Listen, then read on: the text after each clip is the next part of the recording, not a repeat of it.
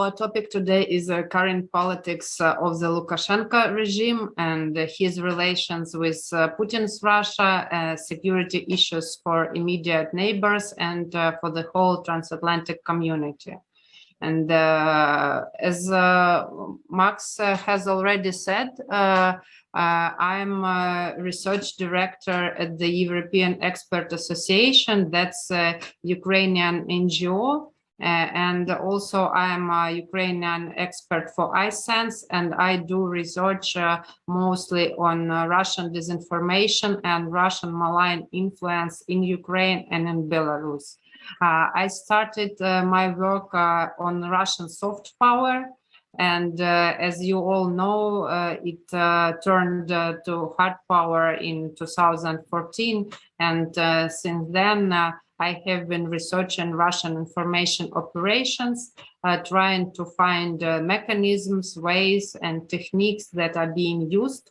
And what I have seen is that Kremlin uses the same methods, techniques in Belarus, and it's very interesting to compare how these information operations are planned and are made in Ukraine and in Belarus, and now in Poland also, because now with the migrant crisis, Poland is also a target for this information operations. Here you have my my Twitter account and my Facebook account, so please feel free to add me and write me a note if you are interested in further information on this topic. I will be happy to share. So our plan for today's lecture is first generally the strategic goals of Kremlin in Belarus and what is the soft annexation and the Russian takeover of Belarus. Then we will look at the militarization of Belarus, military exercises Zapad 2021 that happened in September, and the possibility of Russian military base in Belarus, and how Ukraine feels itself in these circumstances. And the third part will be delivered to the will cover the weaponization of migrants. Is it a new form of hybrid aggression, and what we can do about that? So I do hope that we will finish in an hour, and then please have your questions ready. I will be happy to discuss these issues with you, and probably you will be interested in something specifically. So the first part is the strategic goal of the Kremlin in Belarus, soft annexation and the Russian takeover of Belarus. I would like to start from my personal story. So I live in Kharkiv. This is the city situated 40 kilometers from the border with the Russian Federation. And in 2014, when all of you know that Russian aggression against Ukraine has happened, and before 2 weeks of the annexation of Crimea, there was the attempt to create a so-called Kharkiv People's Republic, as happened in Donetsk and Lugansk. And here you see the man with the Russian flag on the building of the Kharkiv state administration. And he came from Moscow, as many other people from Russian flags from Russia. And they tried to use the existing chaos and the existing situation, and to create one more city that will be be used by the Russian forces after that. That's the biggest Kharkiv square, and they actually managed to hold this building for a couple of days. After that, the police from other Ukrainian cities arrived to Kharkiv, and they managed to get these people out of the building. And that man, Nikita Ronkainen, as he says in his VK account, he admitted that he came with the Russian flag to Kharkiv, but that he was it's funny that on his account he also has pictures wearing a Nazi uniform, and when his personality was revealed, and people started circulating these pictures with him wearing the Nazi uniform, he said that it was just for film, but nevertheless, you know that one of the reasons that Kremlin used to annex Crimea and to occupy the territory of Donetsk and Lugansk Oblast was that the narrative that Kiev government is pro-fascist, pro-Nazis, and that's why it's very strange that they take a man wearing a Nazi uniform to put the flag on the administrative building in Kharkiv. And after that, this coup in Kharkiv, they tried to make a referendum, and I put it here separately because we are talking about Belarus today, and you probably know that there is a referendum planned in Belarus for February, and that's why I would like to remind you about this, the so-called referendum that was planned to be held in Kharkiv. It was supposed to have 3 questions. First, should Ukraine be a federal state? The second, should Russian be the state language? And the third, should Ukraine be a non-aligned state or Ukraine without NATO? So as you see from these questions, they are still the main questions for Russia in terms of influencing neighboring countries. And in the case of Belarus, I think we will see the same narratives and the same lines which will be used during the growing influence of Russia over Belarus.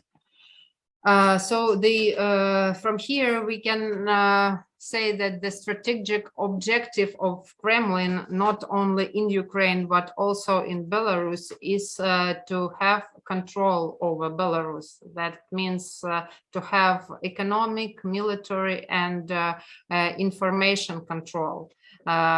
It's said, well, sometimes some political scientists say that Putin in Ukraine made the so-called Ukrainian mistake, because when Russia occupied the Ukrainian territories and is waging a war against Ukraine for 7 years now, the attitude of Ukrainians towards Russia is very much anti-Russian, and Putin doesn't want to make this mistake in Belarus.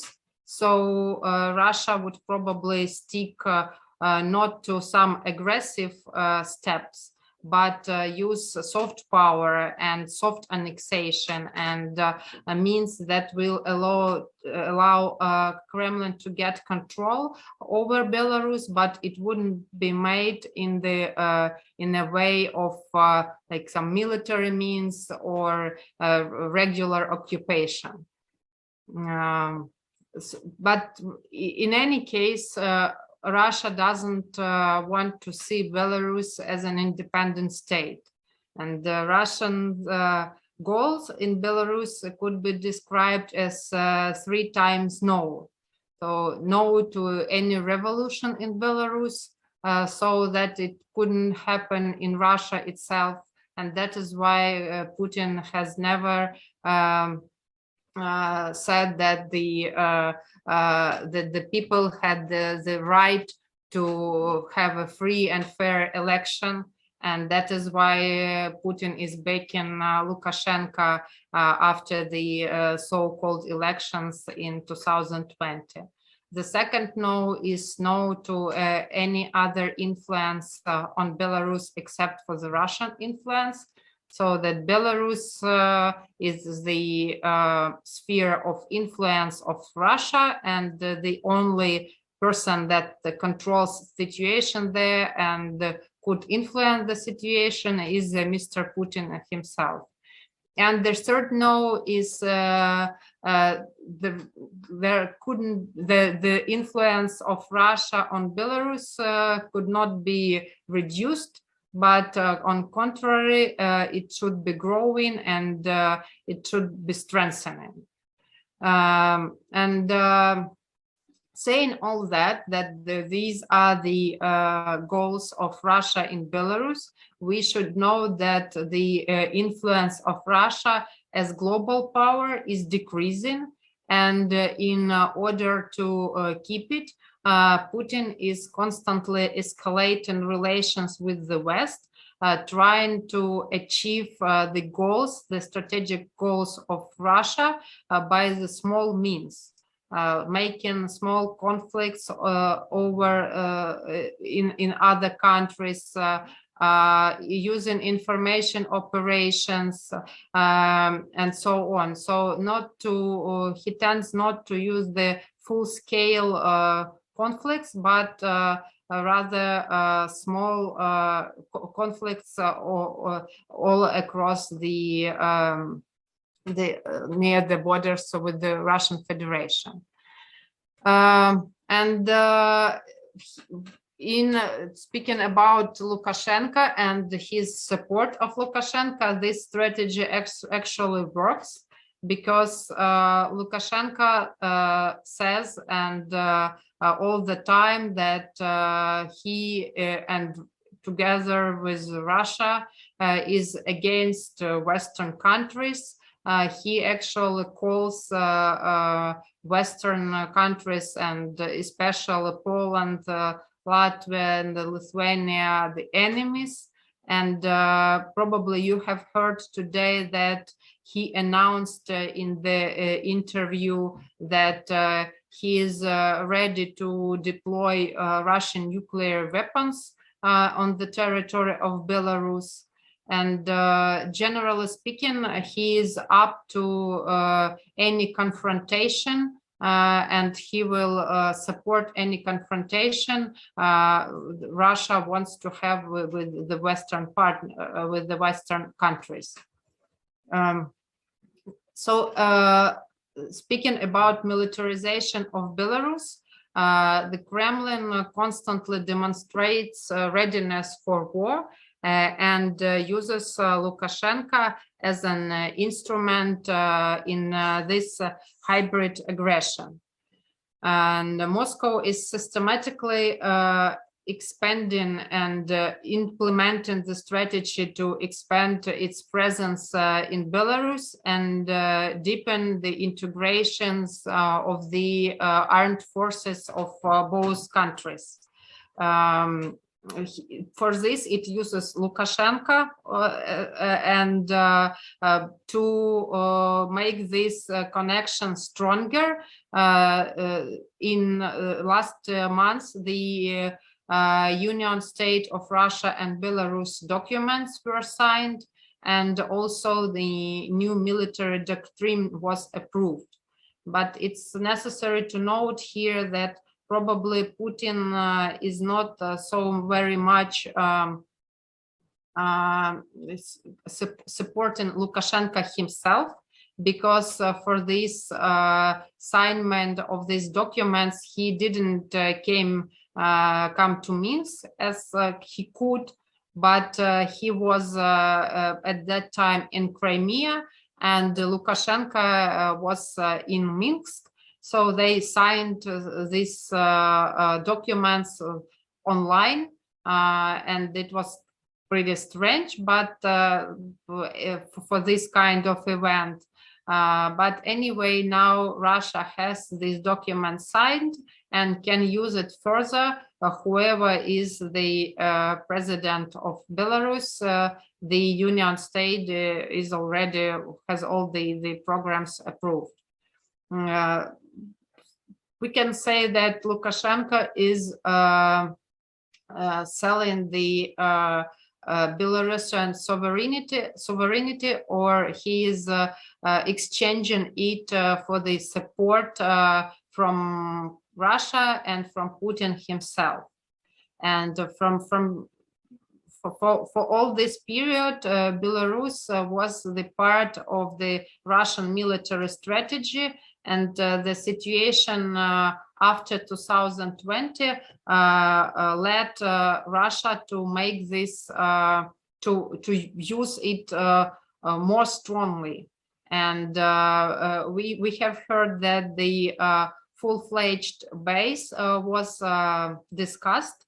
So Russian military base in Belarus.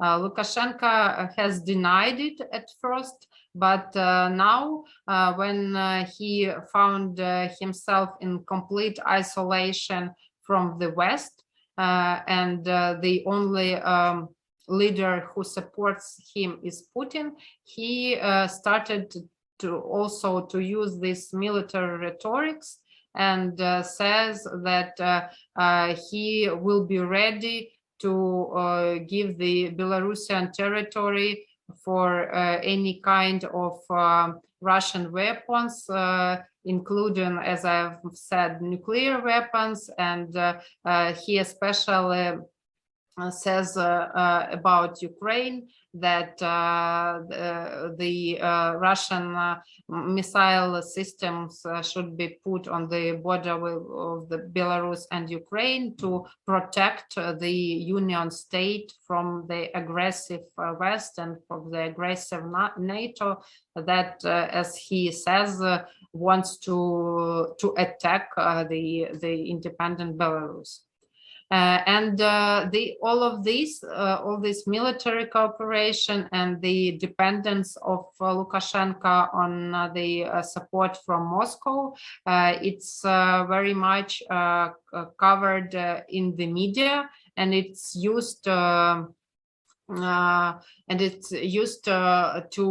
for propaganda means, and also to support to get the support of this cooperation from the people in Russia and those supporters of Lukashenko who still are in Belarus. The major factors that influence on this on deepening of this cooperation are bilateral meetings and calls between Lukashenko and Putin. One of them was, for example, yesterday, and they on the regular basis they have calls, and usually after that something happens. For example, yesterday they had a call, and today, as you probably know, Lukashenko said that he acknowledges Crimea as the territory of the Russian Federation, and he is ready to go to visit Crimea when he has the invitation from Putin, and they can fly there to Sevastopol together. So apparently these calls and these communications with Putin is used to influence Lukashenko and to make him do whatever Putin wants, because Crimea was one of the last issues which Lukashenko didn't make, and which he used to show that he is somehow independent. Now that's completely the myth, He doesn't have any independence from Russia at all, and he's completely dependent on all the Russian politics, and he's becoming like actually making Belarus one of the federal states of the Russian Federation himself. And if you recall what he was talking about a year ago, a year and a half ago, before the so-called elections, he said he was coming to the elections saying that he is the one who protects the sovereignty of Belarus and who wants to protect it from all the influence, including the Russian influence. And after a year and a half, nothing has left from this independence. So the military, technical, and defense cooperation between Belarus and Russia within the Union state are growing. And there is the combat training center now, and the first Russian military flights were made on the territory of Belarus and over the territory of Belarus. And here you can see the Russian paratroopers landing near Grodno last month, and it was called the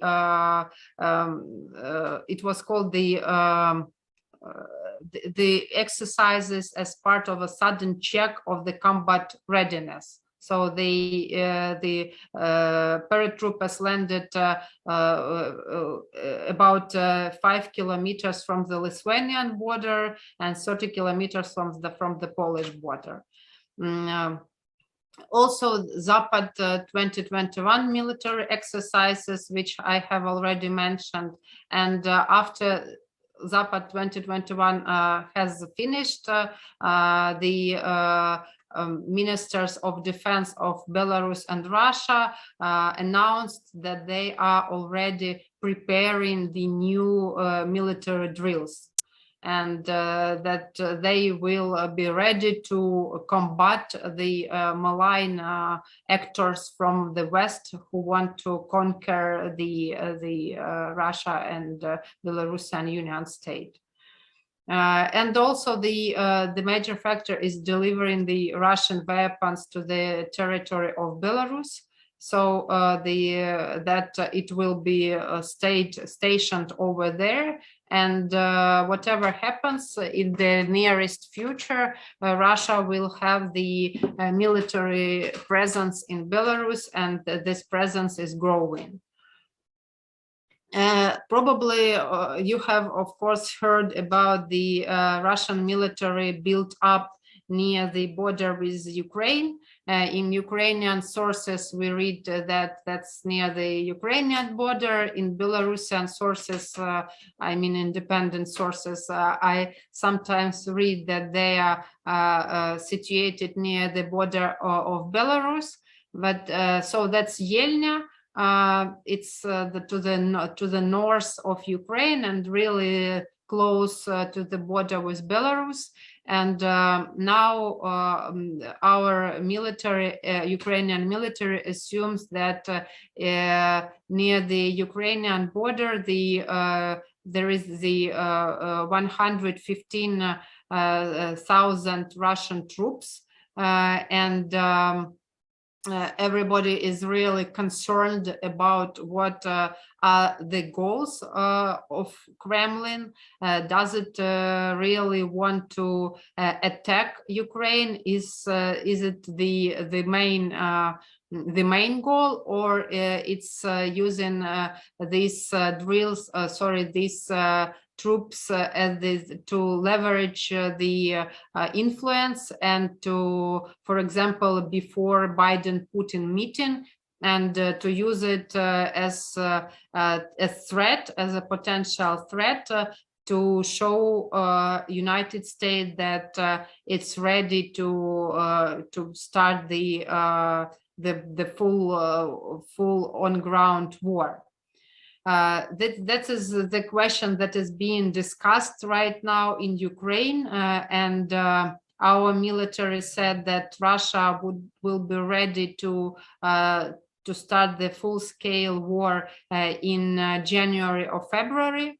That means that they are not starting it, but they are ready, and all the military will be ready to that time. But anyway, for all the neighboring countries, the situations look threatening, and Belarus also has a very important role in this Kremlin strategy, because now when it is militarized and when it is filled with the Russian weapons, and it is used as the so-called base for Russian military, the territory of Belarus can be used if Russia decides to attack as a territory of Russian Federation itself, because there is now no borders there, and nobody will stop Putin from deploying his forces on the territory of Belarus. And now we will. I would cover the narratives produced by the Kremlin in the media that cover these topics. After that, sorry, we will speak about weaponization, and then I will get back to the narrative. That's the slight change. So speaking about weaponization of migrants, is it a new form of hybrid aggression? It's not a coincidence that all of these events are happening in one moment. So these Russian military troops build up, military cooperation of Belarus and Russia, military drills, and now the migrants that are being used as the form of hybrid weapon.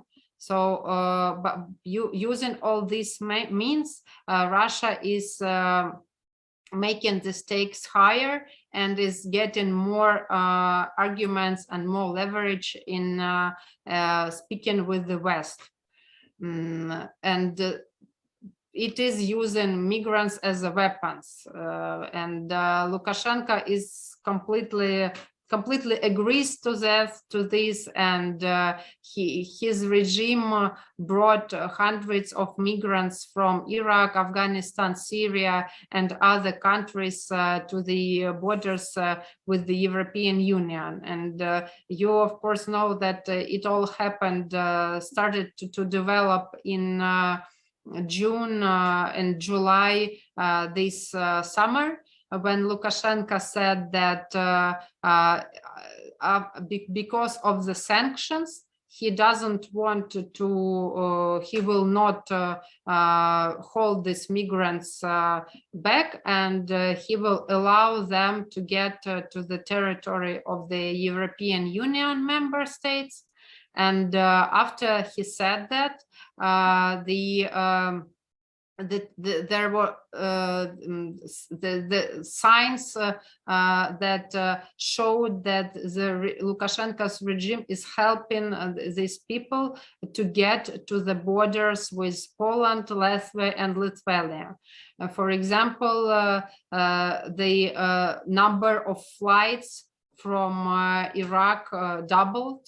The tourist companies that were selling vouchers for the tourist trips, they made the prices very low. It costed, for example, about $400 to $600 for person to get the airplane ticket, to get the permission and visa to get to Belarus, a couple of 3-day stays in a Belarusian hotel, and so on. So it was pretty cheap, and people from all these countries, they started to share this information, and they said that it has been circulated on the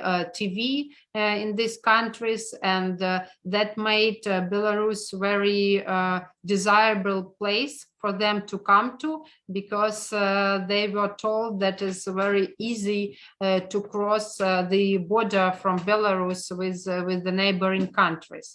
And after these planes with the migrants came to Belarus, they then went to the borders, and at first the groups were comparatively small, but then you of course saw what happened, and now we have a group of about 2,000 migrants living in the camp near the Polish border.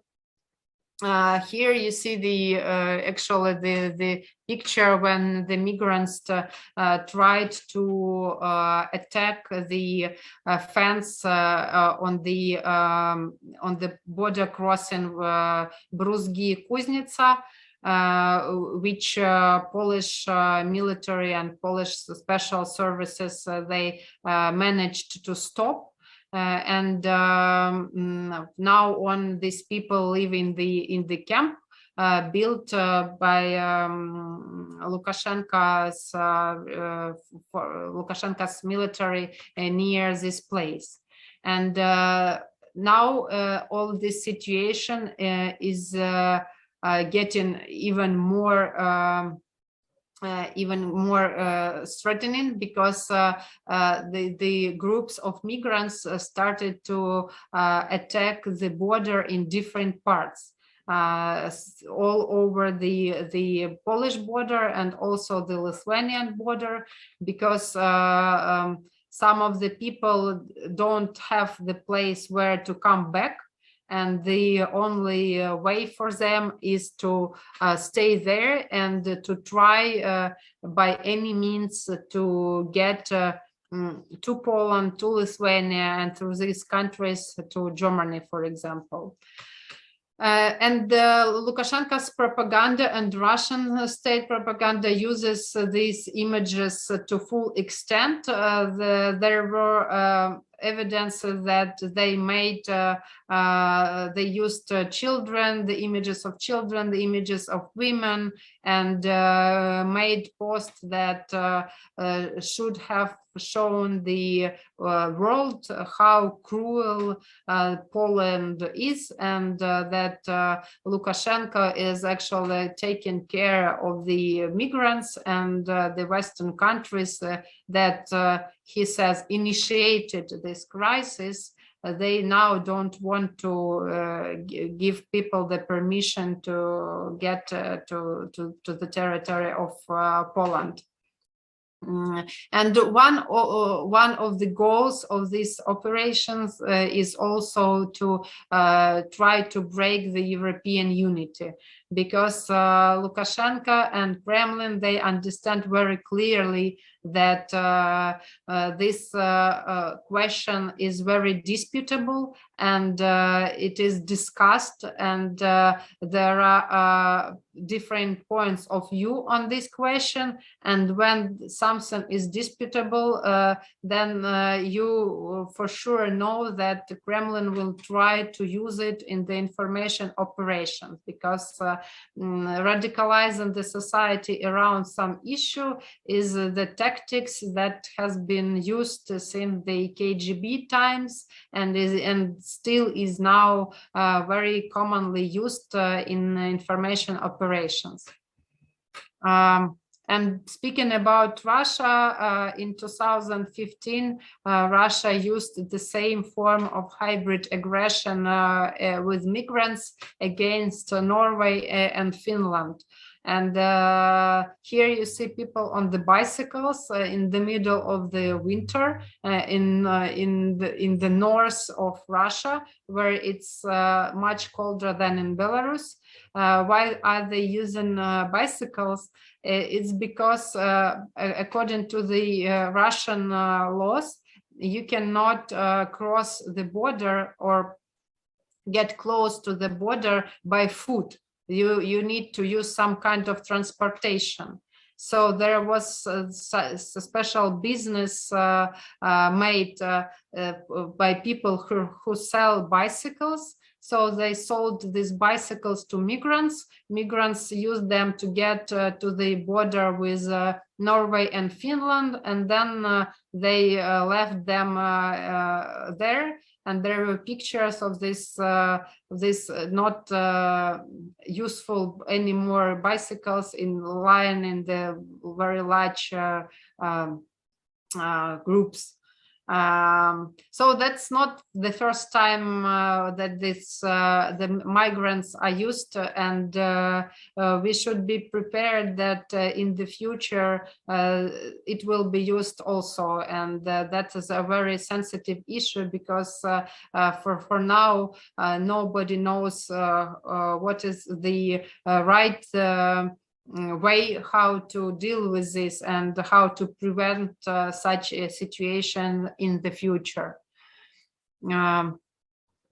As I have mentioned, the one of also the evidences how the groups of migrants were organized, it was through the involvement of the Belarusian state travel agency, State Center Kurort. So the state travel agency actually sold these tours to Belarus, to people in Iraq, Syria, and they were brought to the country, and then now are staying in Belarus. Some flights are being made back to Iraq, but anyway, lots of migrants are still in Belarus.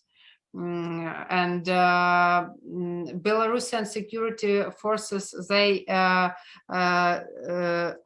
on contrary, they do not prevent migrants from crossing the border or staying in the border zone, which is in normal situation prohibited for everyone, let alone the foreigners.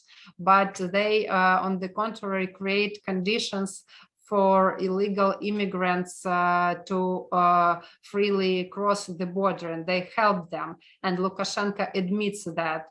Probably you have seen his interview for BBC, where he said that he admitted that, yes, probably our military and our bodyguard helps migrants, but I don't see anything bad in that, because poor people just want to get to the better life, and the Poland just doesn't let them in.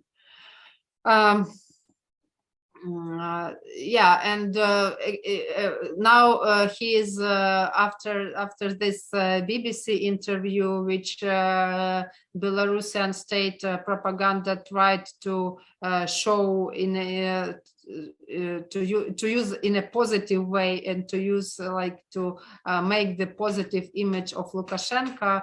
Now he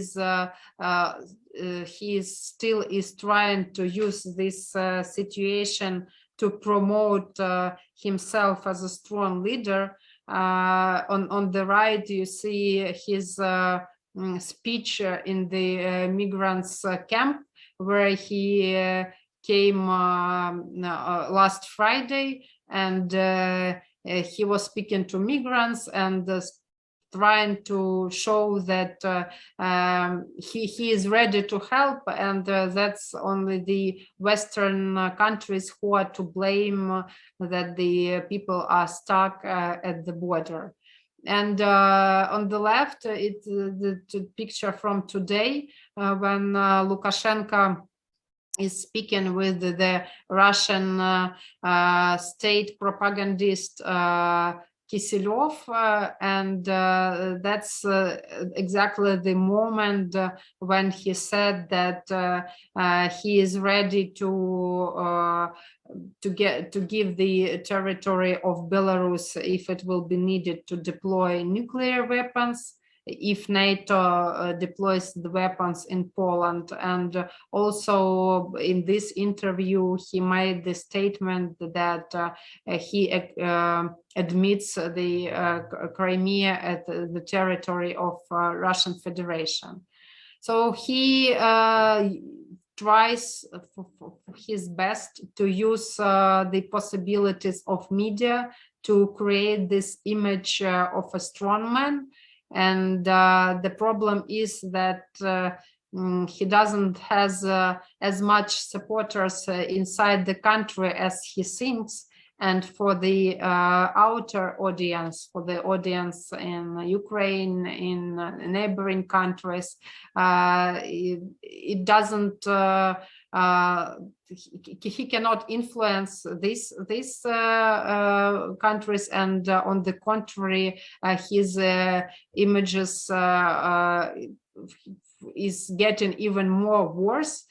Because not only represses the free speech and the civil society rights in Belarus, not only he has his people in prisons, but now he is completely under the control of Putin and ready to go into the war with Putin if he wants him to do so. And here is the number. It's 184 kilometers is the border of Ukraine with Belarus, which means that we have a rather long border, and that is why Belarusian militarization made by Lukashenko with Putin is the big threat for Ukraine. Because before 2020, Lukashenko said that Ukraine can be sure that no Belarusian forces will cross the territory, will ever go into the territory of Ukraine, and he himself can come only using a tractor. That was his saying. And now it means that all of this border should be considered by the Ukraine as actually the border with Russia, and which makes it a real security issue, because we have the ongoing war on the east. And now we should be ready that the border from the Belarus also could be used as an attack by the Russian Federation.